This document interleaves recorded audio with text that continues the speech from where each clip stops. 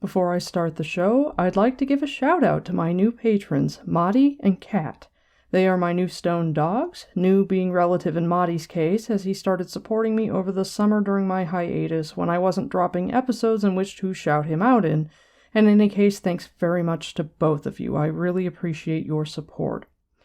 If it seems like a depressingly long time since my last episode was dropped, even taking into account the fact that I had to read and take notes for Book 5, that's because I also had to go back to work full-time. Hauling freight in a warehouse 50 hours a week seriously cuts into my podcasting schedule. On the bright side, if you're attracted to butch women with seriously muscular shoulders, I might now be your type. On another note, Podcast of the Dragon merch is coming. I have some designs done up and will be looking to have that set up soon, so stay tuned for that.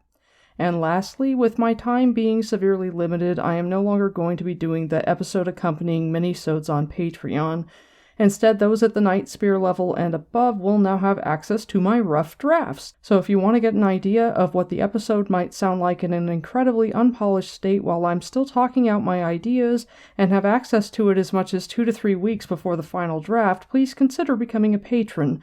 I'll be making a special channel in my Discord where people can post their thoughts in reaction to the rough draft, and if you help me work out / polish an idea, I'll credit you in the final episode that goes up everywhere.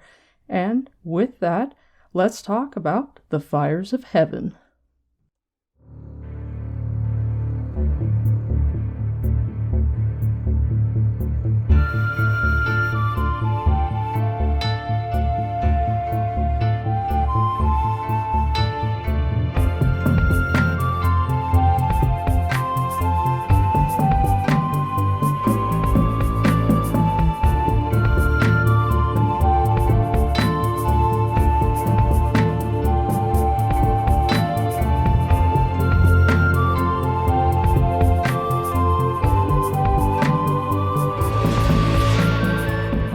The stone won't fall until the podcast of the dragon comes to your device.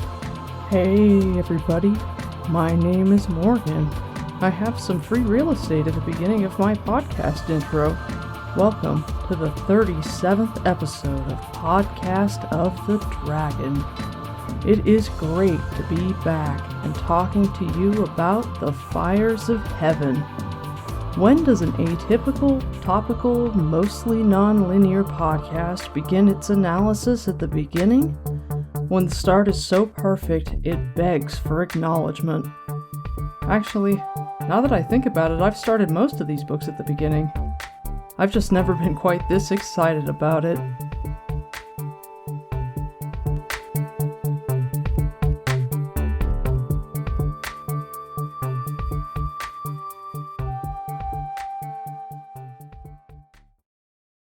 The Fires of Heaven was the first Wheel of Time book that I waited for. I only had to wait a few months, so it didn't feel like a big deal because the series was still very new to me and I was enjoying the cycle of continuously rereading the first 4 volumes. And I probably waited 6 months, maybe even 8, but while I was desperate to know where the story was going, the wait just wasn't a burden because the first 4 books were such a delight. It came out in October of 1993 when I was a junior, which is 11th grade for those of you not in the U.S. I was a poor high school student with a small monthly allowance. It wasn't even enough to pay for cigarettes in 1993 when a carton was only $18, so I had to use my lunch money for cigarettes instead because I was a bad kid who smoked. My mom would not let me work during the school year. My summers were spent up for nights on end writing bad novels and manic frenzies, and what money I did have I blew on CDs and rock band t-shirts. And fantasy books, when they're first released in hardback, are expensive. But even as a kid, I appreciated delayed gratification, so I was honestly quite content to wait for Christmas, though I made sure that my parents knew that if they got me nothing else for Christmas, they must get me the Fires of Heaven hardcover, which is quite a change from 2 Christmases previous when The Eye of the World was one of the most disappointing gifts I ever got in my life. I was a package poker. My mom put gifts under the tree as she wrapped them, so in the week or 2 up to Christmas, there would be a gradual increase of presents, and that was awesome. It always amped up the holiday anticipation. and a few days before the Christmas of '93, I spotted what had to be that hardcover. A book doesn't look like anything but a book unless you stick it in a box or a gift bag. I wasn't allowed to move presents or shake them, and I wasn't supposed to touch them, but several times a day I would lay on my stomach on the carpet under the tree, and I would run my finger over the top of the wrapping paper, and I could feel the embossed title of the DK Suite cover underneath. My hand would slide across the smooth texture of the wrapping paper, and underneath that I could feel the raised letters, and I just knew what was there, and I was so excited. I always got to open one present on Christmas Eve. My parents would steer me away from things that wouldn't entertain me, like clothes, and the most expensive or meaningful gifts were off limits, but most stuff was free game. And usually what I chose was totally random. I'd take my time selecting something from the pile, but that year I snatched that book so fast, and I ditched my parents to go read it late into the night because I was so eager to learn how the story continued. And it was such a great Christmas. And The Fires of Heaven isn't my favorite Wheel of Time book in the sense that I don't have a favorite, but if I had to pick a book I felt the most fond of, it might take that spot because it has such a special memory attached to it. And while I did the exact same thing with Lord of Chaos the following year, when I think back to Christmas Eve and reading The Wheel of Time, it's the Fires of Heaven cover that I recall. I see Rand and Matt and Avienda on the front in the city that I always thought of in my head as Roydian until it finally occurred to me when I was drafting the notes for this episode that it had to be Camelin, and the climactic scene, presumably moments before Robin Zorges Matt and Abby with lightning, and Rand rage travels. Robin! The Fires of Heaven is a shining example of Robert Jordan writing a complex yet complete tale. The Wheel of Time as a whole is a complex and yet complete tale, and as it grows into the later volumes, because there's complexity on a macro level, there's minimal completion with individual books. Few of your story beats are getting finished off, and most plot lines leave you hanging. If RJ sets it up in the beginning of the narrative, there's no guarantee of resolution. In contrast, the early books provided a lot of satisfaction as far as wrap-up. 1, 2, and 3 are relatively complete tales.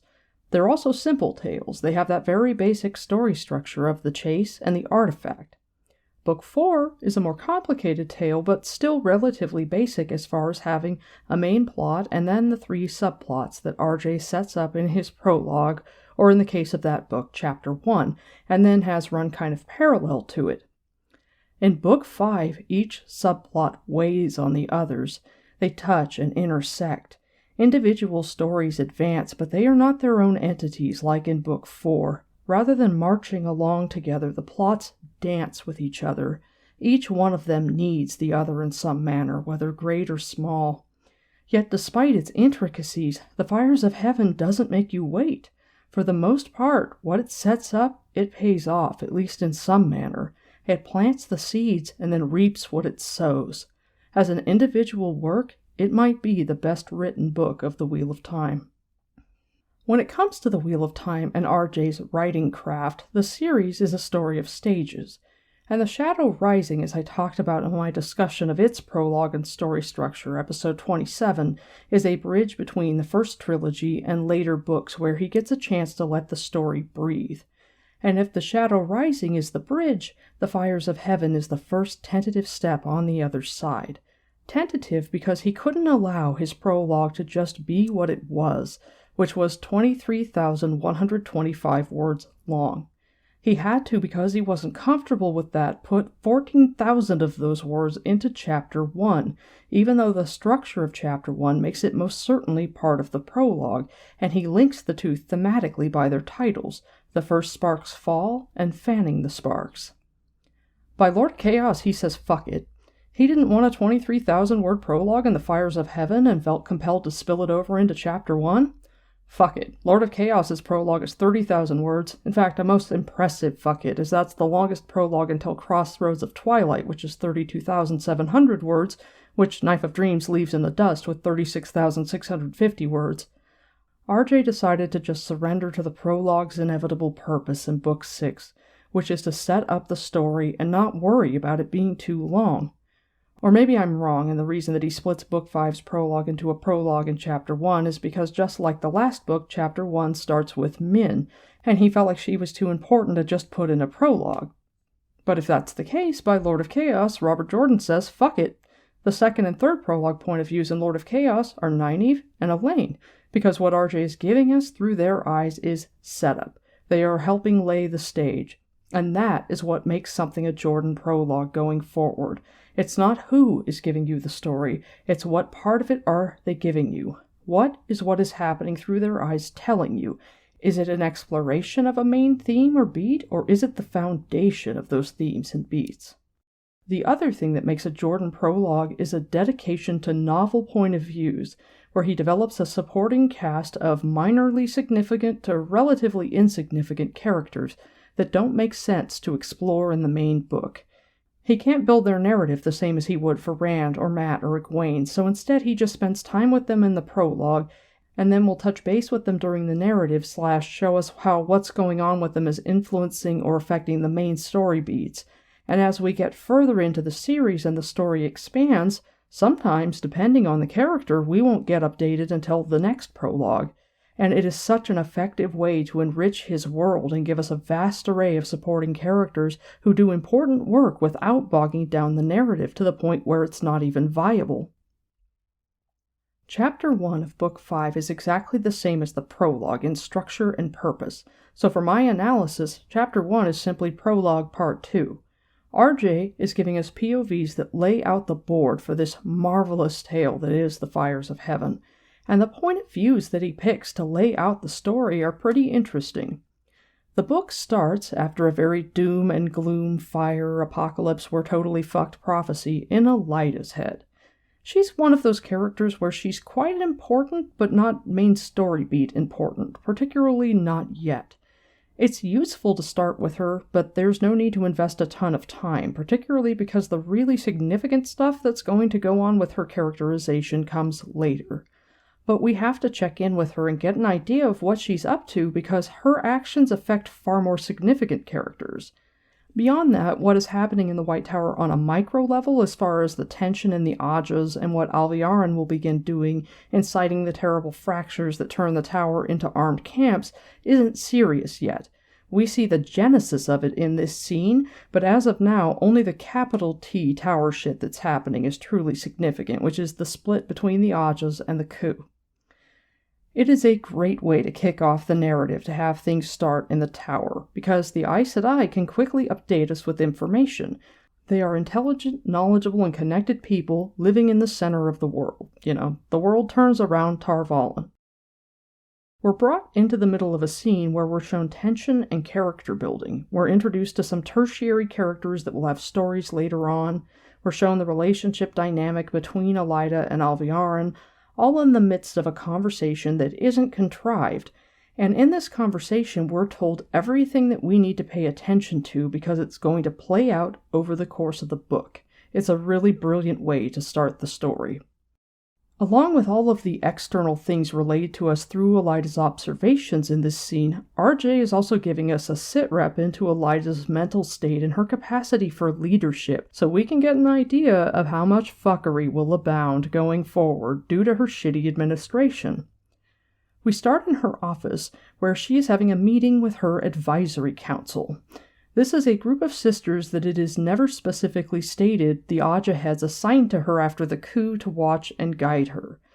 But if you happen upon that fact in supplemental source material, further reading between the lines makes it clear that much as later on the Saladar Six and Nisao Dachin become Egwene's advisory council when the sitters are sort of like, "Hey Egwene, you should have an advisory council," and she says, "Oh yeah, that's a great idea," and then goes to the sisters she has extorted into swearing fealty to her and says, "Talk to your Ajas and make sure you're the ones who are put on the advisory council so that the advisory council doesn't cramp my style."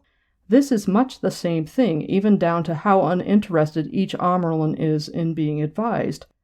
So we're in Elida's head, and she is feeling hard done by, which is basically her favorite hobby along with just generally being an asshole.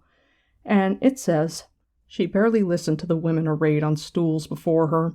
Their dresses were every color from white to the darkest red, in silk or wool as each woman's taste dictated, yet all but one wore their formal shawls, embroidered white flame of Tarvalin centered on their backs, colored fringe proclaiming their ajas, as though this were a meeting of the hall of the tower. They discussed reports and rumors of events in the world, trying to sift fact from fancy, trying to decide the tower's course of action, but they seldom even glanced at the woman behind the table, the woman they had sworn to obey. Elida could not keep her full attention on them. They did not know what was really important, or rather they knew and feared to speak of it. So RJ is subtly setting up the tower's internal schism, the fractures among the loyalists.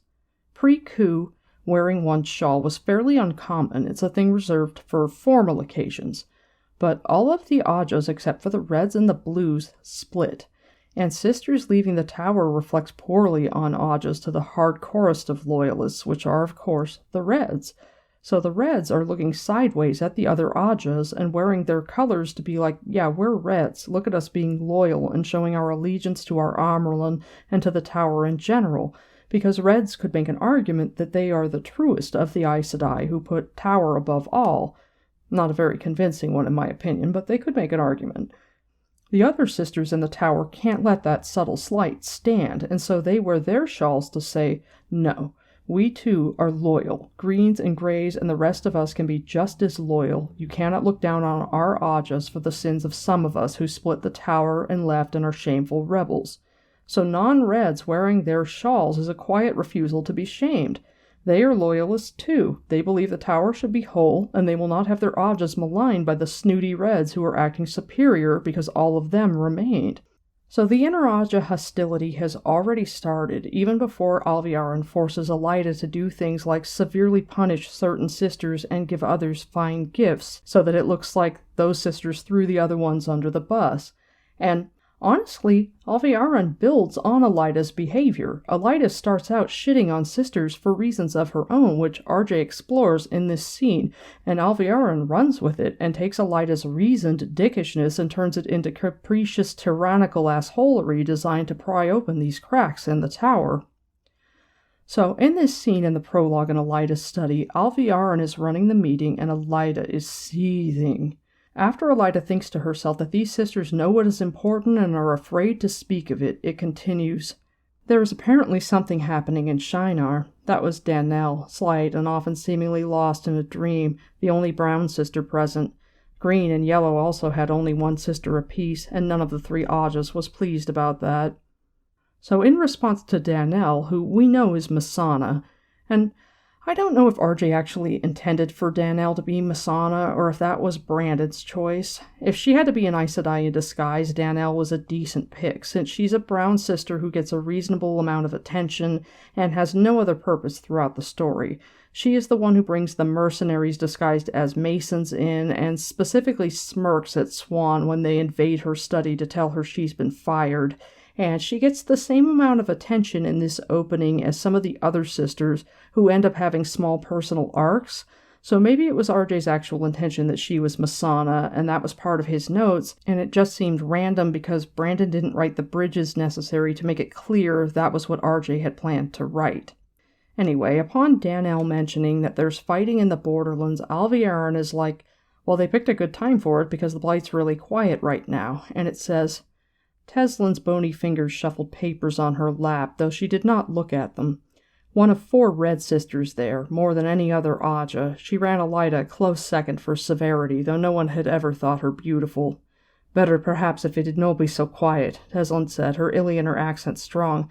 I did receive a message this morning that the Marshal General of Saldaea does have an army on the move, not toward the Blight, but in the opposite direction, south and east. He would no ever have done that if the Blight did not seem to be asleep. Then word of Mazrim Taim is seeping out.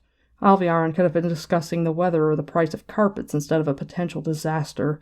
Much effort had gone into capturing Taim, and as much into hiding his escape. No good to the tower if the world learned they could not hold on to a false dragon once he was taken. And it seems that Queen Tenobia or Davram Bashir or both thinks we cannot be trusted to deal with him again. So then we get a bit of recap about male channeling and the Red Aja, and how everybody's uncomfortable talking about it, and nobody wants to talk about Mazrim Taim, and then it says, apparently Alviarin experienced no such reluctance. One corner of her mouth quirked momentarily in what might have been a smile or grimace. I will redouble our efforts to retake Taim, and I suggest that a sister be dispatched to counsel Tenobia, someone used to overcoming the sort of stubborn resistance that young woman will put up. Others rushed to help fill the silence. Jolene shifted her green-fringed shawl on slender shoulders and smiled, though it seemed a bit forced. Yes, she needs an Aes Sedai at her shoulder, someone able to handle Bashir. He has excessive influence with Tenobia. He must move his army back where it can be used if the Blight wakes up. Too much bosom showed in the gap of her shawl, and her pale green silk was too snug, too clinging, and she smiled too much for Elida's liking, especially at men. Greens always did. The last thing we need now is another army on the march, Shamarin, the Yellow Sister, said quickly. A slightly plump woman, she had somehow never really managed the outward calm of Aes Sedai. There was often a strain of anxiety around her eyes, and more so of late. And then it goes on, and one of the other Reds, Javindra, says that they should send someone to Shinar, and Alviarin is like, meh, our agents will keep us updated, and it says here, it was an open secret that every Aja except the White, devoted to logic and philosophy as it was, had watchers and listeners scattered through the nations to varying degrees, though the Yellow Network was believed to be a pitiful thing. And then Alviarin wraps up the discussion of this particular topic. As for Tenobia and Davram Bashir, Alviarin went on, are we agreed that they must be dealt with by sisters? She hardly waited for heads to nod. Good. It is done. Mamara will do nicely. She will take no nonsense from Tenobia while never letting her see the leash. And then she moves on to the next subject, which is to ask Avanalain, one of the Greys, who ends up being Black Aja, about white cloaks and general fuckery in Terrebonne. So we are seeing this early on that Alviarin's casually making decisions. Sisters on the council are taking her orders without thought, and Elida is watching her power be diminished and dismissed. And she starts acting like an asshole to the sisters because she's determined to fix it. It says, Elida's hand tightened on her stole. Nothing touched her face, but her eyes smoldered. The matter of the Saldaean army was done. At least Mamaro was red. That was a surprise, but they had not even asked her opinion. It was done. And a little bit further it says, less than 2 months since they had all knelt to swear fealty to her as the embodiment of the White Tower, and now the decision was made without so much as a glance in her direction. We never hear about this Aes Sedai Mamara again, beyond the fact that when we get Queen Atheniella's point of view in the prologue of Path of Daggers, she's thinking about how Elida blundered by sending Mamara to Tenobia, because Tenobia is not the kind of person that you can really control or bully. And I'm wondering if Alviarin did that on purpose, because why would Alviarin actually do anything that would be helpful in this situation? It seems like she decides to send the worst possible Aes Sedai specifically to cause problems with Tenobia and make her do exactly the opposite of what the council wants her to do. There is great writing in this scene. The discussion of the fighting Shinarans kicks off this conversation, and it is an unimportant discussion. We never really get much closure about fighting in the Borderlands. We're told about it, and it's kind of assumed that they're fighting about whether or not Rand is the Dragon Reborn. We hear that later. But it's not a storyline that's ever really concluded, and it doesn't end up ever being important. But in answer to this insignificant declaration that there's fighting in the Borderlands, Teslan reasonably brings up Bashir marching south with his army, which brings up Taim. The denouement of the fires of heaven is set up right here in the 5th paragraph of the prologue. And in the final chapter, after Rand kills Raven, Bashir shows up in the throne room of the royal palace in Camelin. He's got 2 goblets and a jar of wine, and it says, "Forgive my intrusion," he said, "but there was no one to announce me." His clothes might be plain and even travel-worn, but he had what appeared to be an ivory rod capped with a golden wolf's head thrust behind his sword-belt. "I am Davram Bashir, Marshal General of Saldaea. I am here to speak with the Lord Dragon, who rumors in the city say is here in the royal palace. I assume that I address him?" For an instant his eyes went to the glittering dragons twining red and gold around Rand's arms. "I am Rand al'Thor, Lord Bashir, the Dragon Reborn." Anila and Samara had moved between Rand and the man, each with a hand on the hilt of her long-bladed knife poised to veil. "I am surprised to find a Saldaean lord in Camelin, much less wanting to speak to me. In truth, I rode to Camelin to speak to Morghese, but I was put off by Lord Gabriel's toadies. King Gabriel, I should say, or does he still live?" Bashir's tone said he doubted it and did not care one way or the other. He did not pause. "Many in the city say Morghese is dead as well." They're both dead, Rand said bleakly. He sat down on the throne, his head resting against the moonstone lion of Andor. The throne had been sized for women. I killed Gabriel, but not before he killed Morghese. Bashir quirked an eyebrow. Should I hail King Rand of Andor, then? Rand leaned forward angrily. Andor has always had a queen, and it still does. Elaine was daughter heir. With her mother dead, she is queen. Maybe she has to be crowned first. I don't know the law, but she is queen as far as I am concerned. I am the Dragon Reborn. That is as much as I want and more. What is it you want of me, Lord Bashir? If his anger disturbed Bashir at all, the man gave no outward sign. Those tilted eyes watched Rand carefully, but not uneasily. The White Tower allowed Mazrim Taim to escape, the false dragon. He paused, then went on when Rand said nothing. Queen Tenobia did not want Saldaea troubled again, so I was sent to hunt him down once more and put an end to him. I followed him south for many weeks. You need not fear I brought a foreign army into Andor. Except for an escort of 10, the rest I left camped in Brame Wood, well north of any border Andor has claimed in 200 years. But Taim is in Andor. I am sure of it. Rand leaned back again, hesitating. You cannot have him, Lord Bashir. May I ask why not, my Lord Dragon? If you wish to use Aiel to hunt him, I have no objection. My men will remain in Brame Wood until I return. This part of his plan he had not meant to reveal so soon. Delay could be costly, but he had intended to have a firm hold on the nations first. Yet it might as well begin now. I am announcing an amnesty. I can channel, Lord Bashir. Why should another man be hunted down and killed or gentled because he can do what I can? I will announce that any man who can touch the true source, any man who wants to learn, can come to me and have my protection. The last battle is coming, Lord Bashir. There may not be time for any of us to go mad before, and I would not waste one man for the risk anyway. When the Trollocs came out of the Blight and the Trolloc Wars, they marched with Dreadlords. We will face that again at Tarmon Gai'don. I don't know how many Aes Sedai will be at my side, but I won't turn away any man who channels if he will march with me. Mazrim Taim is mine, Lord Bashir, not yours. I see. It was flatly said. You have taken Caemlyn. I hear that Tyr is yours, and Cairhien soon will be if it is not already. Do you mean to conquer the world with your Aiel and your army of men channeling the one power? If I must. Rand said it just as levelly. I'll welcome any ruler as an ally who welcomes me, but so far all I've seen is maneuvering for power or outright hostility. Lord Bashir, there's anarchy in Terrebonne and Aradoman, and not far from it in Cairhien. Amadicia is eyeing Altara. The Shanshan, you may have heard rumors of them in Saldaea. The worst are likely true.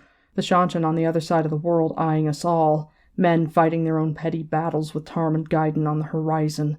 We need peace. Time before the Trollocs come, before the Dark One breaks free. Time to ready ourselves. If the only way I can find time and peace for the world is to impose it, I will. I don't want to, but I will. I've read the Carethan cycle, Bashir said. Putting the goblets under his arm for a moment, he broke the wax seal on the jar and filled them with wine. More importantly, Queen Tenobia has read the prophecies too. I cannot speak for Kandor or Arafel or Shinar. I believe they will come to you. Not a child in the borderlands, but knows the shadow waits in the Blight to descend on us.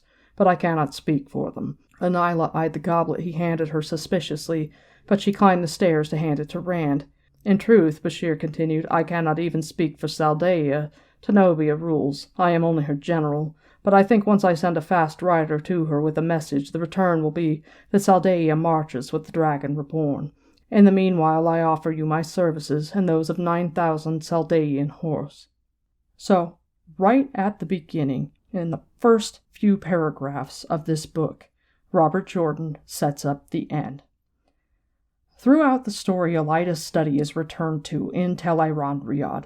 The only real-world action that is taken under Elida's umbrella in this book is the drugging of Elaine and Nynaeve, which RJ sets up with this nod to Yellow Aja agents and how their whole network is considered pitiful. And then a few chapters later, we get Rhonda McCura's emergency signal that Nynaeve recognizes because during her time in the tower, she happened to have had a conversation with Shamaran, who we are introduced to once again in this prologue, this mouse of a yellow sister who we first saw with the group barging into Swan's study in Book 4.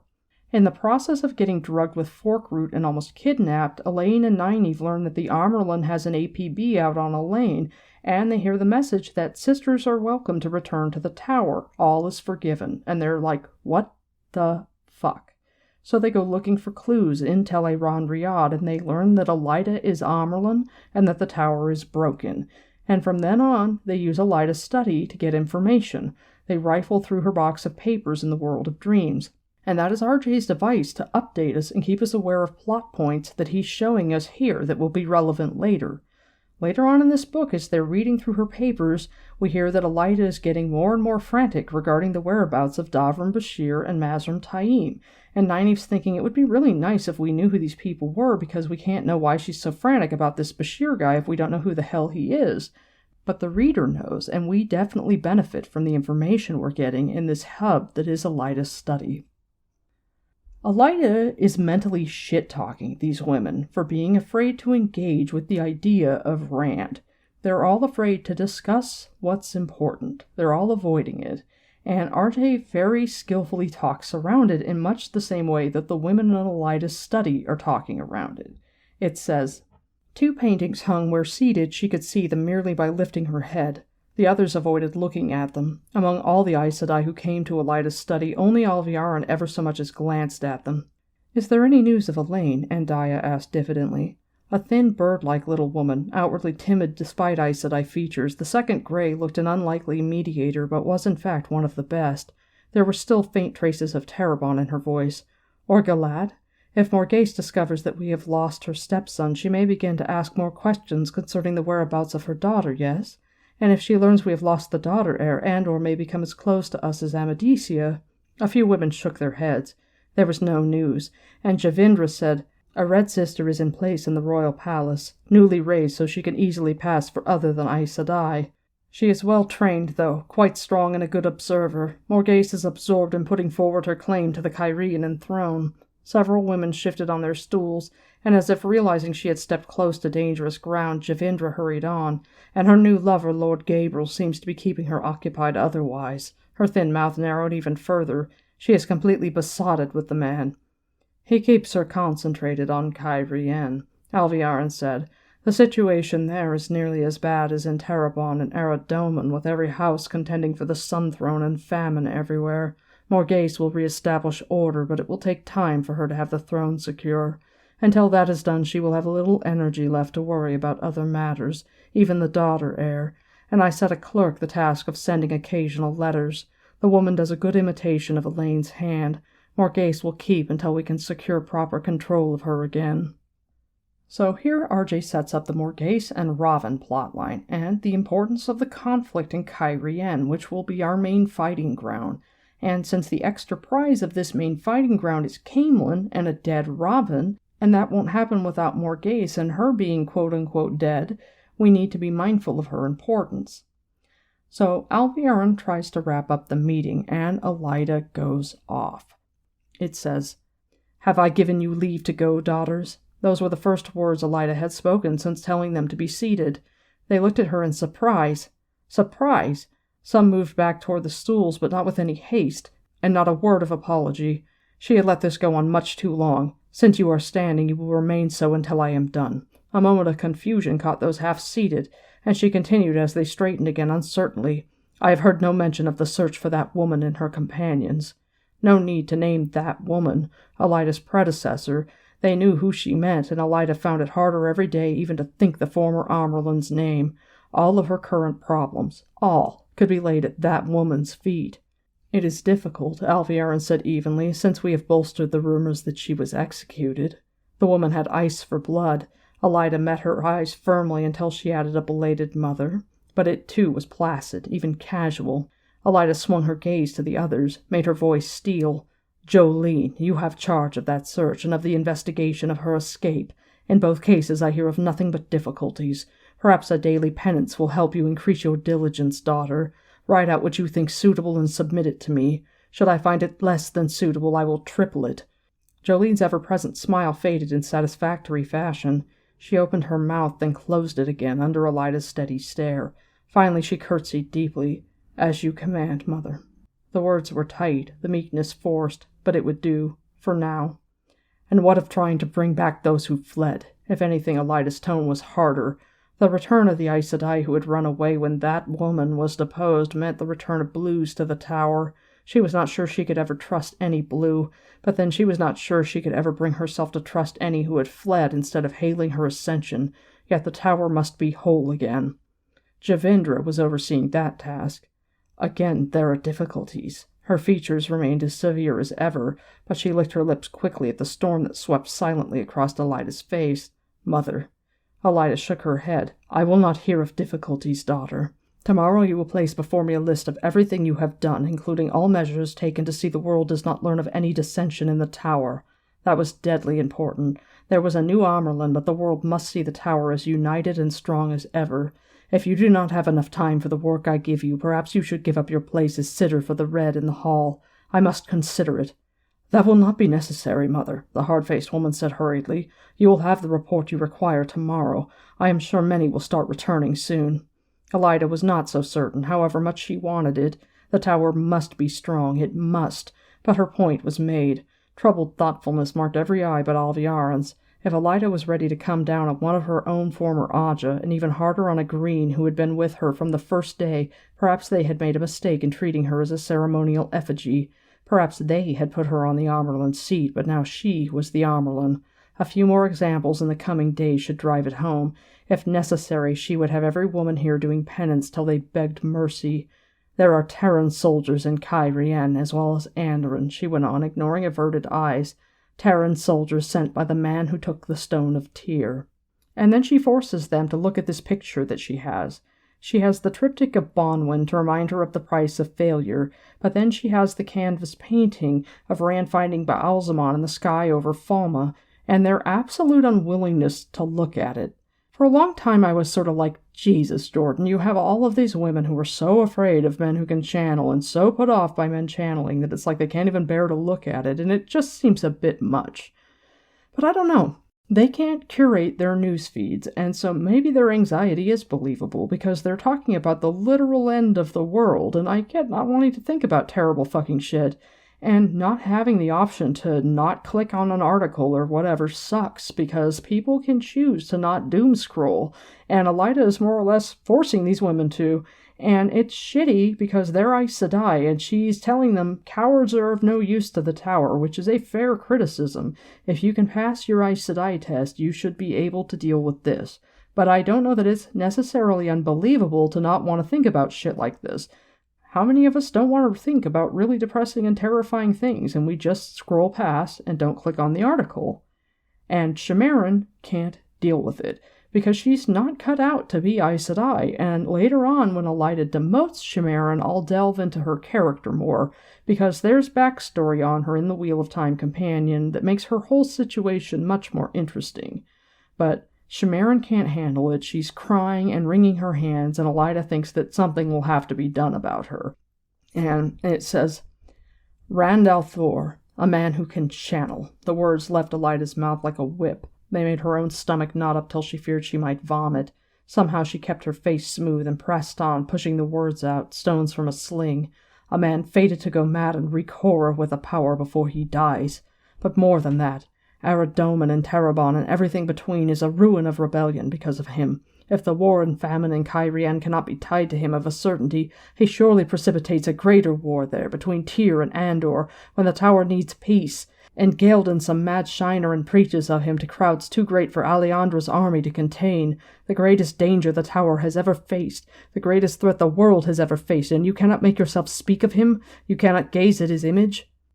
And then she's like, where is he? We don't know where he is. Where is he? Fucking find him. We get more good stuff here. We are reminded that Rand sent soldiers into Cairhien, and that preps us for the conflict that it will cause between him and Ravin, who is behind the Andoran soldiers that are also there. And in a few chapters, Ravin's going to send Darkhounds after Rand, and Lanfear is going to pop up and be like, he sent them after you because your interests are conflicting. We're hearing Alliandra's name for the first time, and while tales of the Prophet and the problems he causes aren't new, we now see that they've grown so large they threaten the stability of a nation. There's chaos and fanatics in Ghealdan, so we're all prepped to deal with that fuckery through Nynaeve's eyes once she and Elaine get there with the circus. And RJ is subtly showing us Which of these 6 minor named Aes Sedai will be important by who has more lines and more focus? Shamaran, Danelle, Jolene, and Teslin get multiple bits of dialogue and multiple mentions in Elida's inner narrative.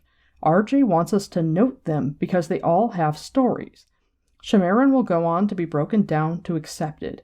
She ends up fleeing the tower, and Brandon has her ending up in the rebel camp, and she shows Gowan and Gareth Bryn how to sneak into Tar Valon to rescue Egwene.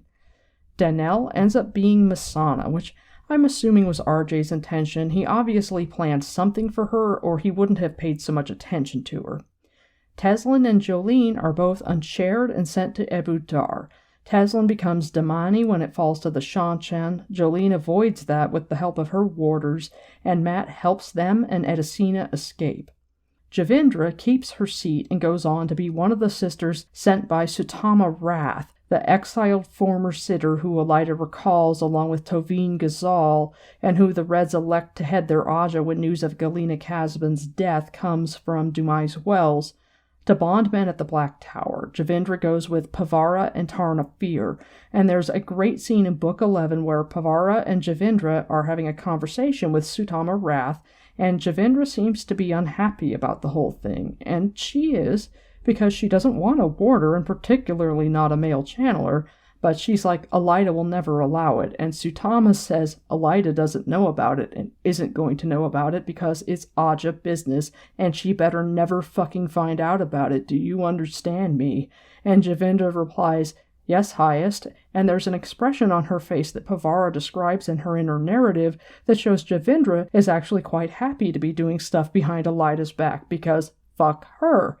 And she's not fuck Elida to the degree of Teslin, who goes to great lengths to undermine Elida, first manipulating Jolene into maintaining radio silence when they're in Ebu Dar by telling her, sometimes I think what Elida said about you is right.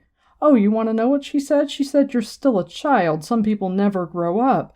And then by drugging her with fork roots so she can't interfere with Nynaeve and Elaine's plans to leave Ebu Dar because Jolene thinks grabbing and detaining them might be the best way to get invited back to Tar Valon.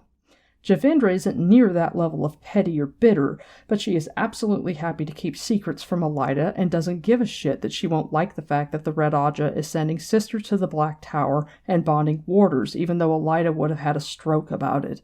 And unfortunately, Javindra, along with Tarna and everyone the Reds send but Pavara, gets turned to the shadow. R.I.P. The other 2 named sisters in the prologue scene, Andaya and Evangeline, have only one line of dialogue each. Evangeline is asked a question, what's going on with the White Cloaks and in Terrebonne? And Andaya asks a question, hey, where's Elaine? And hey, where's Galad? The minimal attention RJ pays to them, compared to the other 4 tertiary Aes Sedai, shows that they're really unimportant characters who we don't need to pay any attention to. They do recur, but more as placeholders than as real people with stories you need to know for the narrative. Evangeline is Black Aja, so she's one of the sitters who stood to depose Swan, who makes it an illegal deposition because your vote doesn't count at the point that you're standing for the shadow, and Egwene ends up killing her in Teleron Riyadh when they have that awesome battle in the tower. As for Andaya, RJ uses her dialogue for a purpose. She mentions Galad, so he's in our thoughts, and lo and behold, he pops up a few chapters later. This book is the most significant book for his character until Book 11, and Andaya's question preps us for him. But I also looked up her character for my own amusement, and her entry in the Wheel of Time Companion is the reason that I know that this group of sisters is meant to be an advisory council to Elida. It says, Sarancha Colveen, head of the Greys, ordered Andaya to serve on Elida's advisory council when Elida was first raised to the Amerlin seat, as both Sarancha and Andaya doubted the legality of Swan's removal and thought it best to keep an eye on Elida. Andaya thought the world was hanging by a thread and that it was useless to waste precious time with idle speculation, prattling about supposed logic or chattering over what every fool and novice knows. In 999 NE, she was surprisingly chosen as a sitter for the Grey in the Tower to replace Verilyn Senair. And what it means by surprisingly is that she is less than 100 years old. She was raised to the Shawl in 938. She is a young sitter in the tower, just as there are young sitters in Saladar that will be part of the puzzle where Swan is like, I don't get why this is happening. And of course the reason it happens is because the Aja heads want sitters that it will be easy to make step down when the tower reunites. Verilyn left the tower on Sarancha's orders because she wasn't called to the hall to sit when Swan was deposed, and she, along with Tekima, Magla, Soroya, and Faisal, a brown, yellow, white, and green, all joined the Saladar Hall despite secretly being loyalists. Elida didn't call them to the hall because she couldn't count on their votes and didn't want to risk them giving arguments that might sway any tentative yes votes, so their Aja had sent them to Saladar to control and defuse the situation and try to get the sisters to return. And when the Saladar Hall is elected, they, along with Ramanda, the 3 blue sitters, and Janya Frenda, a brown who is the only non-blue sitter to leave of her own choice upon Swan's deposition, are the only ones technically old enough to be sitters. But I digress. If the Fires of Heaven were a role-playing game, Elida's study is the save point. Our tower characters like Elaine and Nynaeve, Egwene, and later on Swan, once she's trained in Teleron Riyadh, do the metaphorical equivalent of completing missions and returning for updates.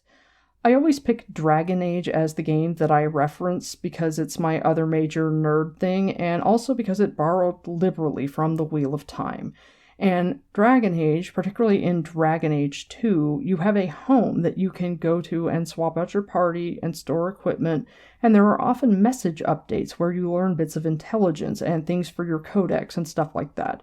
So when I think of the tower's purpose in this book, it's like as our tower-trained characters complete missions and they return for updates, RJ advances the mini-arcs of some of these minor Aes Sedai. We don't personally read what Jolene's penance is. Jordan leaves it to our imagination by having our characters react in shock. Nynaeve describes Egwene's eyebrows climbing to her hair upon reading it. Elaine learns just before they reach Saladar that Shamaran is to be arrested and reduced to accepted, and it is continually reinforced to us that Elida is upset because they can't find the Lord of Bashir. So they get information. Through trial and error, they get the equivalent of experience points, and they even get a new potion with fork root. So that's kind of the purpose that the White Tower and Elida's study in particular serves for the story in Book 5. An information hub to advance small story points that RJ can't waste time exploring anywhere else.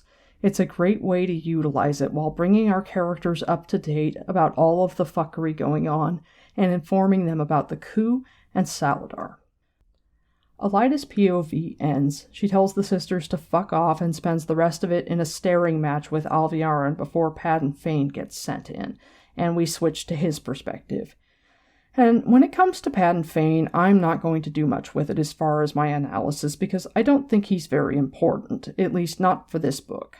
I had some people in my Discord wanting me to do some type of character study with him, and I will as we get further on because he is a character that RJ obviously planned to have some manner of significance, but as far as him being in the tower and having influence on Elida, he's just there for the dagger, and he sees Elida because that's what he would do. He's got Mordeth inside him, and Mordeth is going to be like, take me to your leader, and so he's going to talk his way into seeing her because that's what he does. But as far as Elida's characterization, his influence is not necessary to her arc in any way. There is nothing she does or that Jordan needs her to do that she would not do without Fane poisoning her. It's just that logically, if he goes to the tower, he's going to talk his way to Elida inevitably, and he has to go to the tower to get the dagger. But it doesn't serve this book in any particular way, and there are a lot of ways in which I feel like Padden Fane does not serve the story. And not just because Brandon didn't wrap him up well. Fane is a character where I feel like Jordan developed him and then wasn't quite sure what to do with him. And he has potential in spotlighting the Shadow versus Shatter Logoth and how they interact and fight against each other. That leads directly to Rand cleansing Sidene. It all has potential, it just doesn't stick the landing, and so it's hard to know what to do with it, partly because I don't find him compelling. But I will, as I come across him and he's actually doing something that's pertinent to what's going on, explore that. But he doesn't do anything in the Fires of Heaven that's particularly relevant, beyond when he goes and steals the dagger. RJ uses that scene to let us know, hey, Alviarin's Black Aja. Beyond that, there's nothing that Fane does here that's important to this tale, and this book could lose him and you would never notice, beyond the fact that he wouldn't have his dagger. But he could get it before, he could get it after. He does nothing useful here.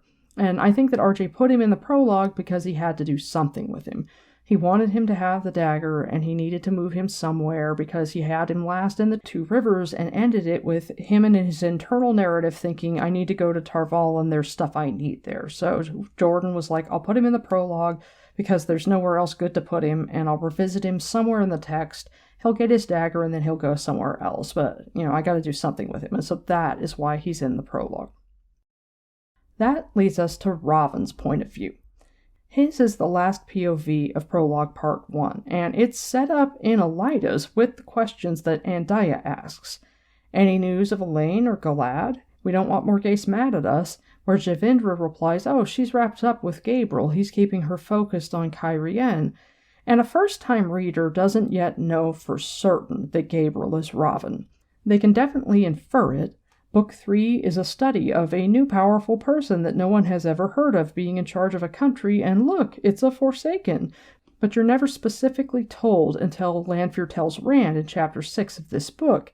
And one of the reasons that Rand is so murderously angry with Raven when news of Morghese's death comes to Kyrien is because he's angry with himself. He knew his girlfriend's mother was in the hands of a Forsaken and did nothing because he couldn't afford to. And this Raven POV is a lead-in to a meeting with various Chosen. And it could probably have been shown through another's eyes. He could have shown it through Samael's eyes or Grendel's or even Lanfear's, except that all of the Forsaken are self-absorbed, and this is the beginning of a two-pronged setup to the climax of the book, because Raven is the final boss battle, and he's going to be killed, so it makes sense to show it through his eyes. He's going to give us the important details that we need to hold on to. We've had a couple of encounters with him before now, mostly from Mat's perspective. In Book 3, Mat overhears him tell Komar to go kill the girls, and shortly after meets him in person, where he gives Mat 10 gold marks for bringing Elaine's letter to Morghese. But this is our chance to really know him. He gets his time to show us how deserving he is of a large shaft of balefire. So we enter on Raven, who is using compulsion on the newly raised sister that Javindra was telling Elida's council about. Manipulating women with compulsion is kind of his thing, because he's gross. And I'll delve more into that when I actually do an episode on the Forsaken. But it says, compulsion had presented no difficulties with this woman. A scowl twisted his face. It did, with some. A very few, had a strength of self so firm that their minds searched, even if unaware, for crevices through which to slide away.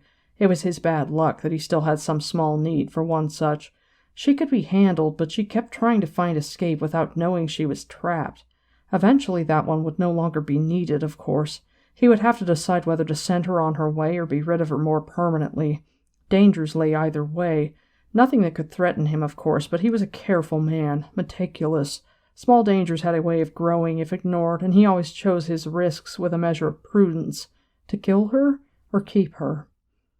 And maybe Raven just isn't very talented at compulsion, and that's why Morghese keeps being able to try to find a way out, because she would never have been able to do that with Grendel compelling her. Or maybe it's that Raven needs her to be able to go through the motions of being herself, so he doesn't zap her mind in the way that Grendel does with her pets, and that's why she's able to think her way out. I'm guessing it's a little a column A and a little a column B, but regardless, Raven has limitations with compulsion. Here, in this point of view, we have the foundation for Morghese to work her way out of the compulsion that Raven has on her and escape, and that is going to cause the rumor of her death. And once Rand gets that rumor, he is super fucking pissed, and he proposes the raid from Kyrien to Camelin, and skims there with Mat and Avienda and a whole bunch of Aiel. After Moraine tells him, hey, you should come down and see this thing at the docks with me, and they have the giant fuck-a-row with Lanfear, and she and Lanfear go through the doorway. So Raven's point of view sets the stage for Forsaken fuckery, because Lanfear appears and tells him, hey, some others are coming, and Grendel and Samael show up, and the four of them hatch a plan. And all of those machinations that are explored in this prologue point of view I'm going to look through in a Forsaken-centric episode that I originally anticipated would be my first episode of Book 5 and teach me to make predictions about analyzing a book. But as far as laying a foundation, in this POV of Robin's, RJ is setting up the path to the end of the book before he moves us into the next point of view. So, the second part of the prologue, Prologue Part 2, aka Chapter 1, starts from Min's point of view. There are 4 potential characters Jordan could pick from in following these refugees from Elida who have fled Tar Valon and now are trying to find their way in the world. But it is too early to hear from Loghain. It's no good to hear from Loghain until he's been healed and has some hope for the future. And unfortunately, we never get POVs from Lyanna.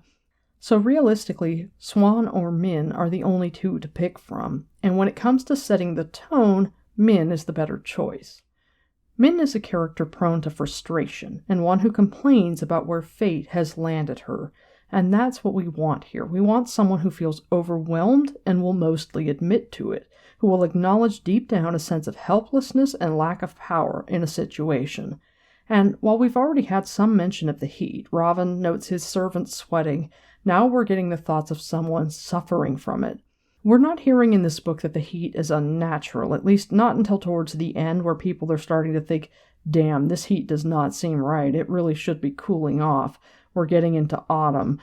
I'm guessing that towards the end of this book it's supposed to be roughly the beginning of October as far as how the months would translate, and they're thinking, man, it really shouldn't still be 95-degree days, what the fuck?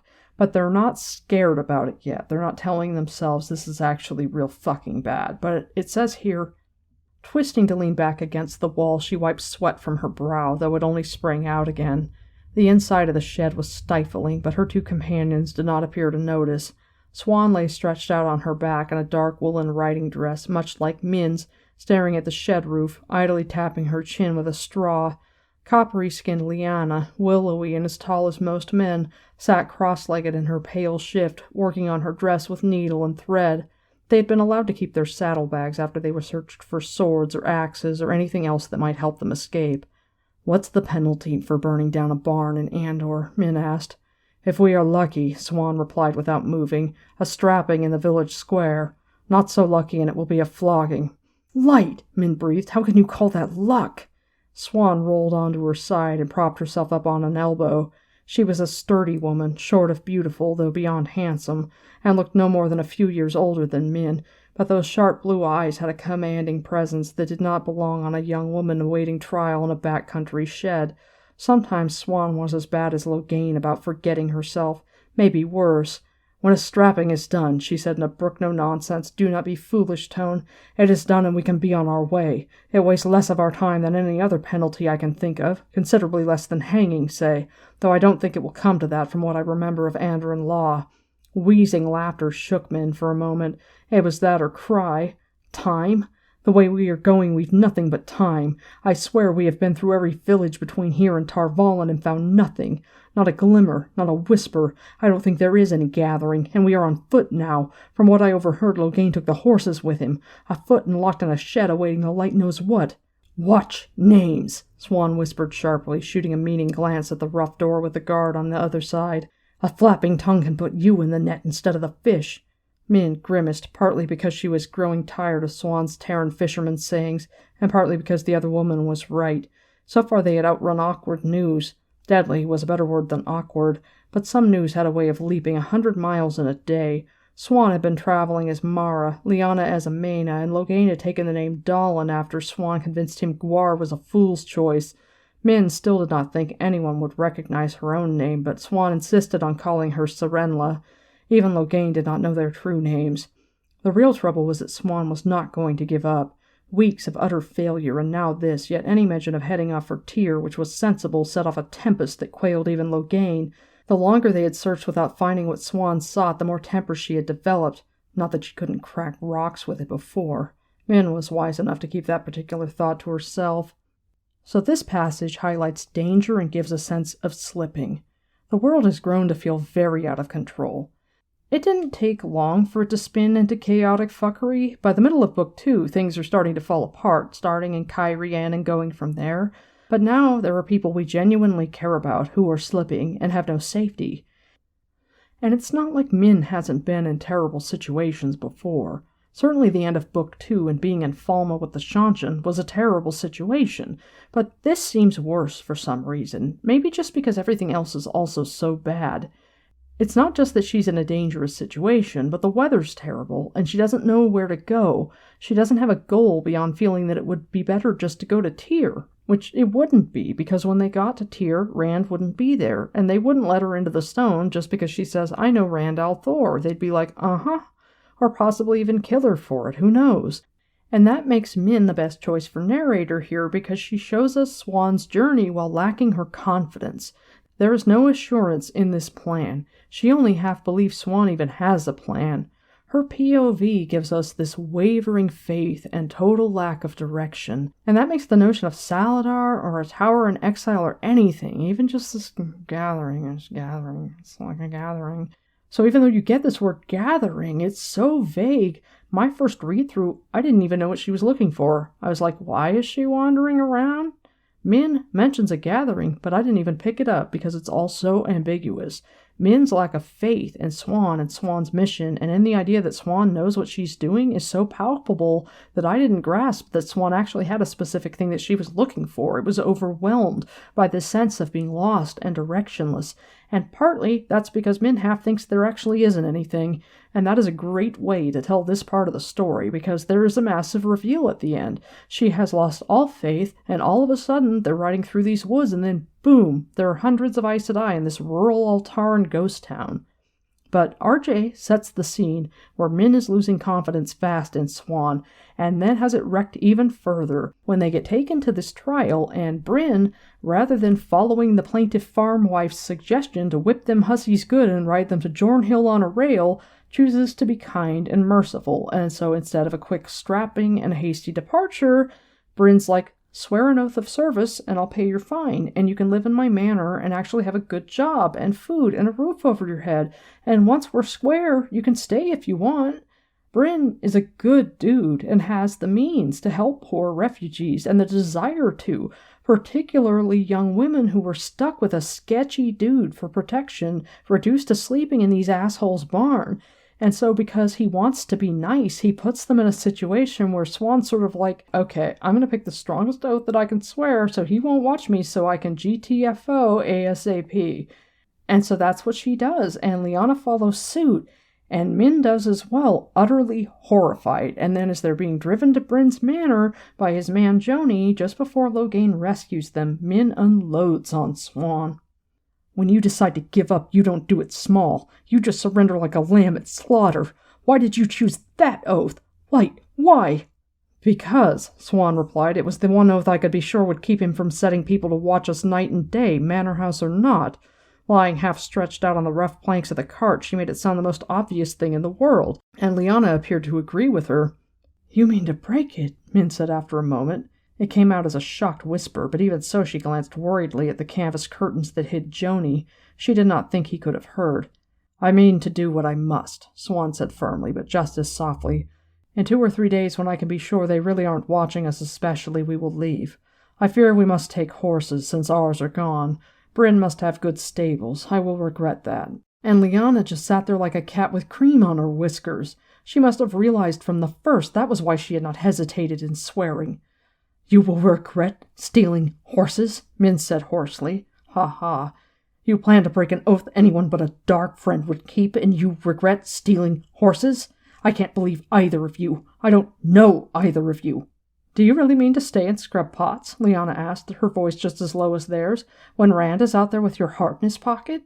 Min glowered silently. She wished they had never learned she was in love with Rand al'Thor. Sometimes she wished she had never learned it.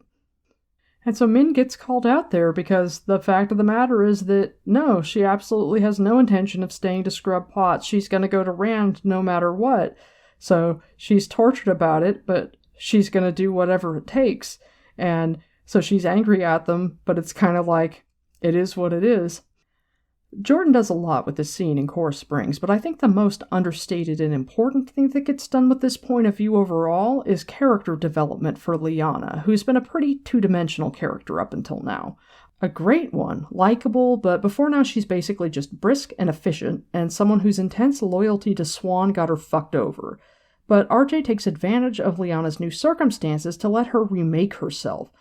While they're still in the shed, before they even know who the local lord is, who is going to be their judge, she's doing needlework on her dress because she's trying to make it tighter. She's basically trying to show off her tits and put on some makeup in the hopes of getting them a reduced sentence.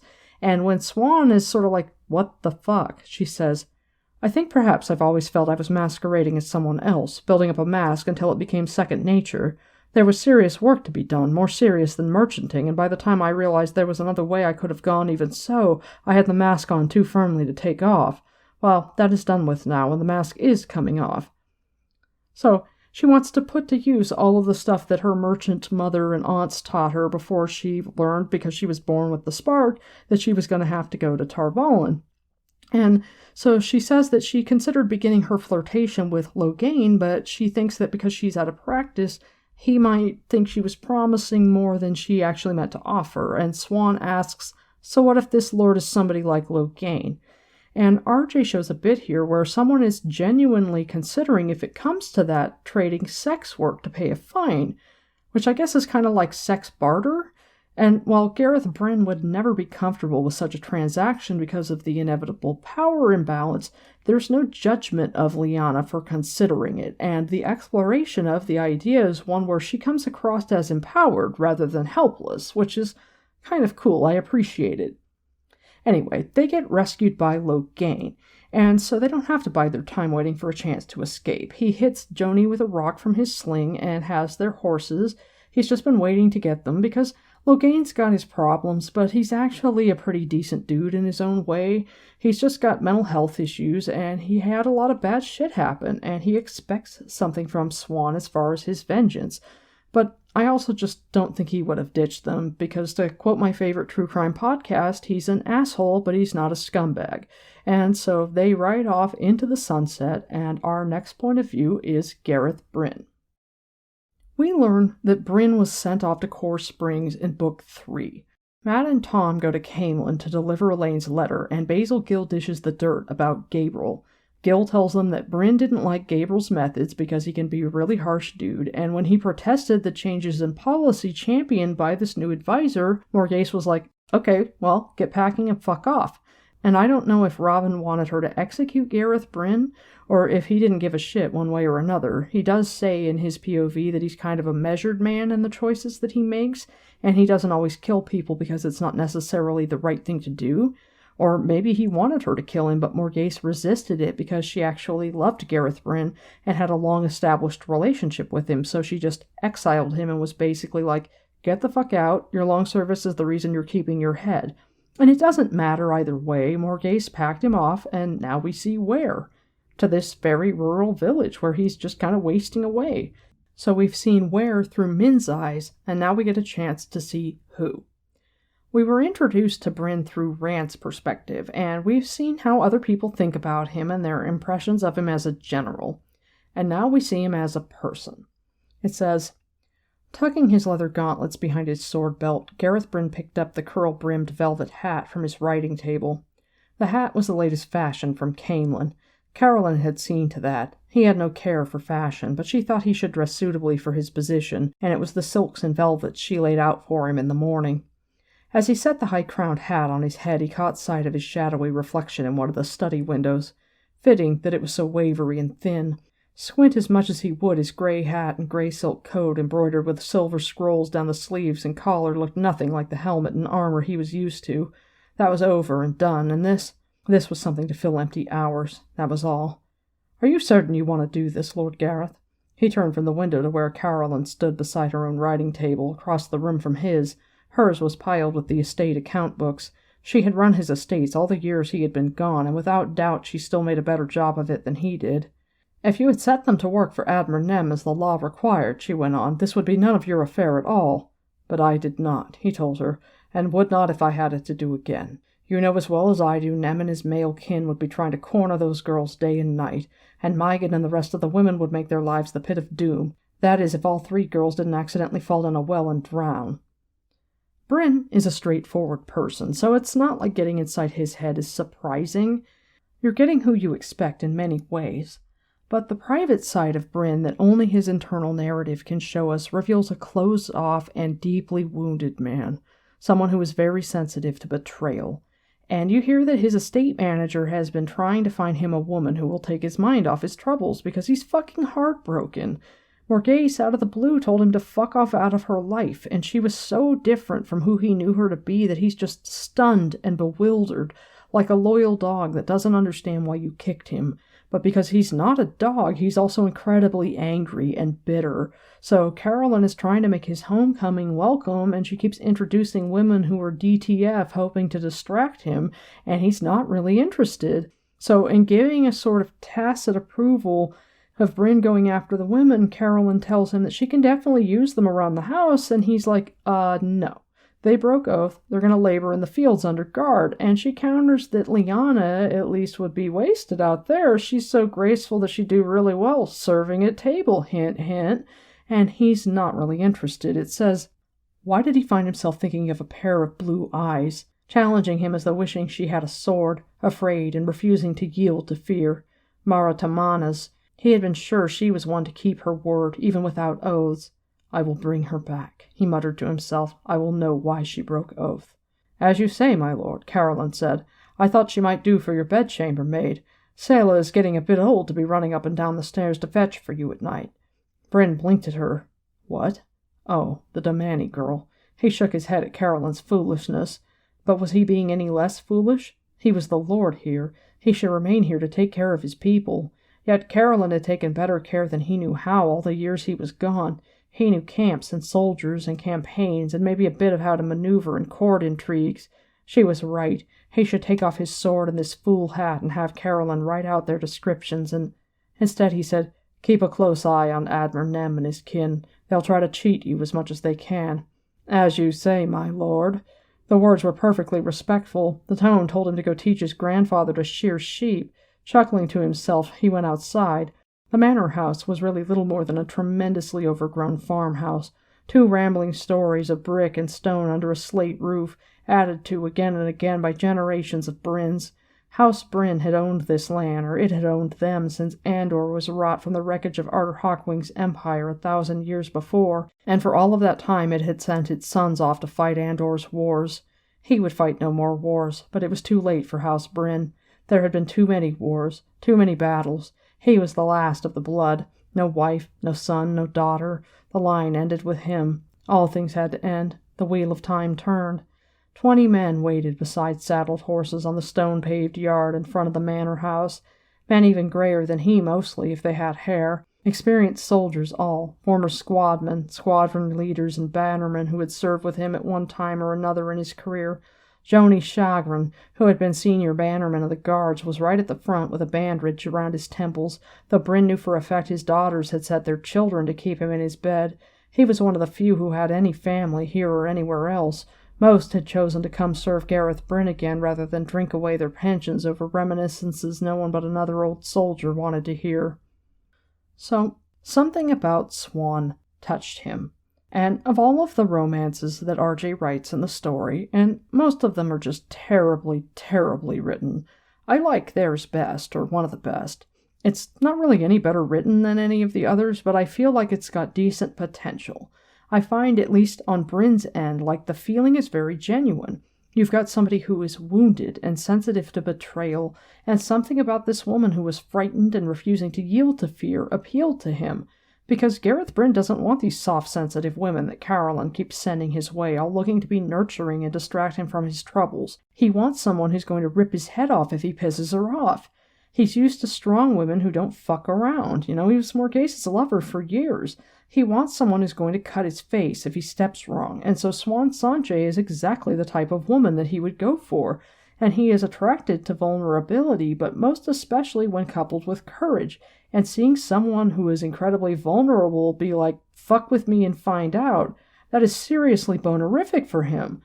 And the sincerity and honesty that he saw in her, and also just devotion to duty, He was positive that she would keep her word, and because he doesn't know the overall duty and understand that she's got much more important promises to keep than paying Gareth Bryn back the money he fronted her for a fine with her indentured servitude, he's butthurt and confused that she breaks oath, and because he's bored, he and these men who served him are wasting their talents here, and they're just fucking dying of boredom. He's kind of like, what the fuck else am I supposed to do? Bryn's POV also shows the movement of news and information. We heard from Elida that it had been 2 months since they raised her Amerlin, so there's been time for all of this earth-shattering news to travel. I did a lot of hardcore time calculation in my early episodes for the Shadow Rising, and I determined that Swan informs the Hall that a man is drawn Calendor approximately 25 days after the fall of the stone, and approximately 17 days after that she is deposed. So 17 and 25 is 42, which is roughly a month and a half. And then we hear in Elida's point of view that it's been 2 months since she was raised. So it's roughly 3.5 months since Rand drew Calendor when we're in Elida's study. And as Gareth Bryn and his men are getting ready to leave, and who knows how long it is between her point of view and his, whether Jordan has it at exactly the same time. That's my guess, is that he has all of the POVs in his prologue and prologue part 2 taking place at basically the same time. Barham Hall, an old squadman of Bryn's, rides up. He's been to New Brame to see his sister, and he's got news. It says, Barham straightened unconsciously as though making a report. Most important, I reckon they say Tyr has fallen. A yeoman took the stone itself, and the sword that cannot be touched has flat been touched. Somebody drew it, they say. An Aiel drew it? Bryn said incredulously. An Aiel would die before he touched a sword. He had seen it happen in the Aiel War, though it was said Calendor was not really a sword at all, whatever that meant. They didn't say, my lord. I heard names. Ren somebody or other most often, but they was talking it like fact, not rumor, like everybody knew. And he continues, he talks about the deposition, that Swan's been stilled and executed, and Elida is now Amerlin, and it says, it all stank of trouble. Everyone knew the Tower had secret alliances, strings tied to thrones and powerful lords and ladies. With a new Amerlin raised in this fashion, some would surely try to test whether the Aes Sedai still watched as closely, and once this fellow in Tyr quelled any opposition, not that there was likely to be much if he really did have the stone, he would move, against Ilion or Cairhien. The question was, how quickly could he move? Would forces be gathered against him or for him? He had to be the true dragon reborn, but the houses would go both ways, and the people too, and if petty squabbles broke out because the Tower— Old fool, he muttered. Seeing Barham give a start, he added, not you, another old fool. None of this was his affair any longer, except to decide which way House Bryn went when the time came. Not that anyone would care, except to know whether or not to attack him. Bryn had never been a powerful house, or large. RJ shows us some really good stuff here.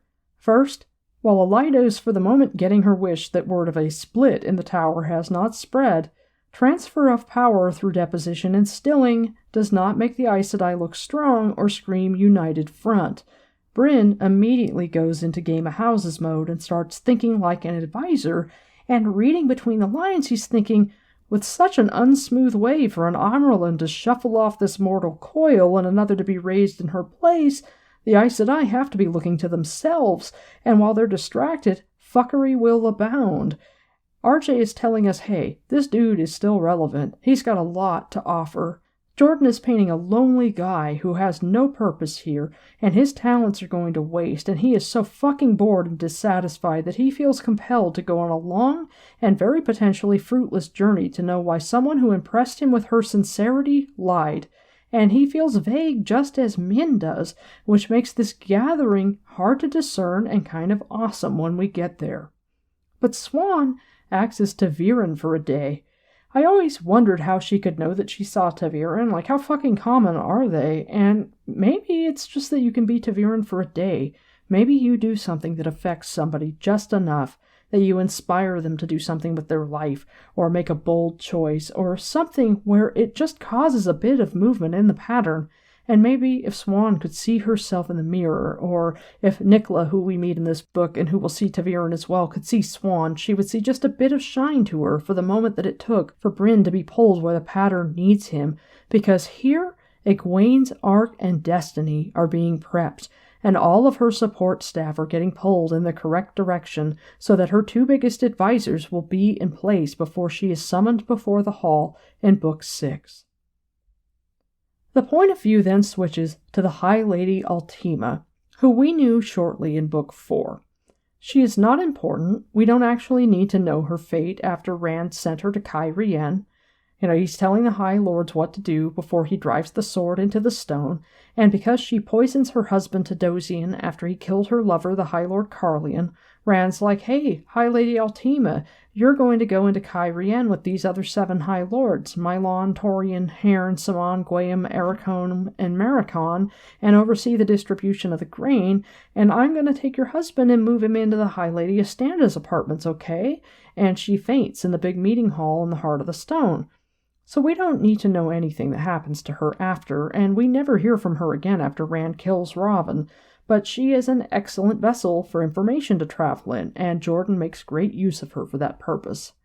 So she is sent to Cairhien to distribute the grain, but she flees to Camelin instead. She has used the last of her money to procure a carriage and a lackluster maid. It says, Altima compressed her lips in irritation. The girl did not even know how to take a mild reproof. She had been fooling herself. The girl would not do. She was too obviously untrained. But a lady had to have a maid, especially if she was to differentiate herself from the mass of refugees in Andor. She had seen men and women laboring in the sun, even begging in the streets, while wearing the remnants of Cairhien and noble's garb. She thought she had recognized 1 or 2. Perhaps she should take one of them in service. Who could know the duties of a lady's maid better than a lady? So great foreshadowing, both for our reintroduction, once Morghese leaves the palace and goes to the Queen's blessing, to Brienne Taberwin, one of the aggressive cougars at Barthanes' party in Book 2, whose cornering of Rand sends him running to Tom for rescue, which leads to Galdry and Zagoons at Tom's hotel, which leads to Dina being killed, which leads to a king being assassinated. If a Cairhien cougar creeps on a Taviran, a civil war erupts. Anyway, this foreshadowing presages meeting Brienne again, and also Morghese's future fate as a lady's maid to Faile. In Bryn's point of view, we saw Barham Hall's kind of muddled news, rumors that have morphed around in the telling. Altima brings first-person news of Rand, so she shows like a completely different aspect of how information works and the value that people place on it. It says, the royal palace did not display as much wealth as the Stone of Tyr, but Andor was still a wealthy land, perhaps even as wealthy as Tyr. An older lord would do nicely, malleable for a woman still young, perhaps a touch feeble and infirm, with vast estates. That would be a beginning while she found out exactly where the strings of power lay in Andor. A few words exchanged with Morghese some years ago were not much of an introduction, but she had that which a powerful queen must want and need, information. And the other great thing that Altima does as far as her point of view beyond providing information is giving context by connecting the beginning of Book 4 to the beginning of Book 5, because our characters have all gone on adventures. They've been off to Tanchico, they've been home to the 2 rivers, they've been out in the desert, especially out in the desert. We've spent a lot of time dealing with Aiel fuckery, and now wetlander politics are relevant again, so having this callback to Tyr is incredibly useful. It brings it all back together. Morghese asks Altima about Rand, and it says, she kept strictly to the truth as she saw it. She could tell the truth as quickly as a lie when it was necessary. Morghese sipped her wine and listened. Altima might have thought her lounging indolently, except that her eyes showed she was taking in every word and storing it. You must understand, Altima finished, that I have only touched the surface. Rand al'Thor and what he has done in Tyr are subjects for ours. You will have them, Morghese said, and in her mind Altima smiled. Success. Is it true, the Queen went on, that he brought Aiel with him to the stone? Oh, yes. Great savages with their faces hidden half the time, and even the women ready to kill as soon as look. They followed him like dogs, terrorizing everyone, and took whatever they wanted from the stone. I had thought it must be the wildest rumor, Morghese reflected. There have been rumors this past year, but they have not come out of the waste in 20 years, not since the Aiel War. The world certainly does not need this Rand al'Thor bringing the Aiel down on us again. Her look sharpened again. You said followed. They have gone? Altima nodded. Just before I left Tyr, and he went with them. With them? Morghese exclaimed. I feared he was in Cairhien, right? You have a guest, Morghese? I should have been told so I could greet her. A big man strode into the room, tall, his gold-embroidered red silk coat fitting massive shoulders and a deep chest. Altima did not need to see the radiant look on Morghase's face to name him as Lord Gabriel. The assurance with which he had interrupted the Queen did that. He lifted a finger and the serving woman curtsied and left quickly. He did not ask Morghase's permission to dismiss her servants from her presence either. He was darkly handsome, incredibly so, with wings of white at his temples. Composing her face to commonplace, Altima put on a marginally welcoming smile, suitable for an elderly uncle with neither power, wealth, nor influence. He might be gorgeous, but even if he did not belong to Morghase, he was not a man she would try manipulating unless she absolutely had to. There was perhaps even more of an air of power about him than about Morghase. Gabriel stopped by Morghase and put his hand on her bare shoulder in a very familiar way. She clearly came close to resting her cheek on the back of his hand, but his eyes were on Altima. She was used to men looking at her, but those eyes made her shift uneasily. They were far too penetrating, saw far too much. "You come from Tyr?" The sound of his deep voice sent a tingle through her. Her skin, even her bones, felt as though she had been dipped in icy water, but oddly her momentary anxiety melted. It was Morghase who answered. Altima could not seem to find her tongue with him watching her. "This is the High Lady Altima, Gabriel. She has been telling me all about the Dragon Reborn. She was in the Stone of Tyr when it fell. Gabriel, there really were, I yield." The pressure of his hand cut her off. Irritation flashed across her face, but then it was gone, replaced by a smile beaming up at him. His eyes, still on Altima, sent that shiver through her again, and this time she gasped aloud. "So much talking must have fatigued you, Morghase," he said without shifting his gaze. "You do too much. Go to your bedchamber and sleep. Go now. I will wake you when you have rested enough." Morghase stood immediately, still smiling at him devotedly. Her eyes seemed slightly glazed. "Yes, I am tired. I will take a nap now, Gabriel." She glided from the room, with never a glance at Altima, but Altima's attention was all on Gabriel. Her heart beat faster, her breath quickened. He was surely the handsomest man she had ever seen, the grandest, the strongest, the most powerful. Superlatives rolled through her mind like a flood. Gabriel paid no more attention to Morghase's leaving than she did. Taking the chair the Queen had vacated, he leaned back with his boots stretched out in front of him. "Tell me why you came to Camelin, Altima." Again the chill ran through her. "The absolute truth, but keep it brief. You can give me details later if I want them." She did not hesitate. "I tried to poison my husband and had to flee before Tadosian and that troll Astanda could kill me instead or worse. Rand al'Thor meant to let them do it as an example." Telling made her cringe, not because it was a truth she had kept hidden so much as because she found she wanted to please him more than anything else in the world, and she feared that he might send her away. But he wanted the truth. "I chose Camelin because I could not bear Ilion, and though Andor is a little better, Cairhien is in near ruins. In Camelin I can find a wealthy husband, or one who thinks he is my protector if need be, and use his power to—" He stopped her with a wave of his hand, chuckling. "A vicious little cat, though pretty. Perhaps pretty enough to keep with her teeth and claws drawn." Suddenly his face became more intent. "Tell me what you know of Rand al'Thor, and especially his friends, if he has any, his companions, his allies." She told him, talking until her mouth and throat went dry and her voice cracked and rasped. She never raised her goblet until he told her to drink. Then she gulped the wine down and spoke on. She could please him. She could please him better than Morghase could think of. This sets up the trigger that will break Morghase free. Guardsman Lieutenant Talonvor comes to her in Chapter 19 with news of rebellion in the Two Rivers, and that starts it.